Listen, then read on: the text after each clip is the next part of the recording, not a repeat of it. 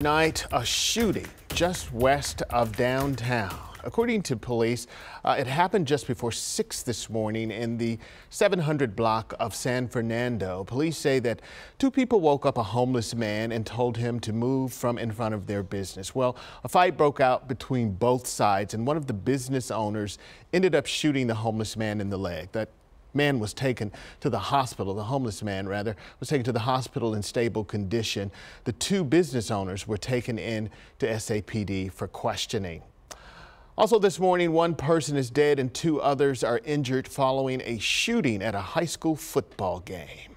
It happened just last night in Jacksonville, Florida. Police are still looking for the gunman at this hour. The person who was killed is only being described as an African-American male. Another male and female were also taken to the hospital. We don't have an update on their conditions yet, but we do have reaction from a student who was right there at the game.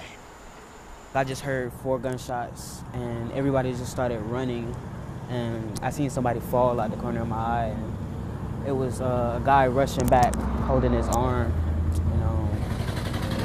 That's all I seen before they told me to just get down. Police don't know what caused the shooting, but they do know that there were several fights during the football game. Officers are trying to see if those fights are connected to the shooting.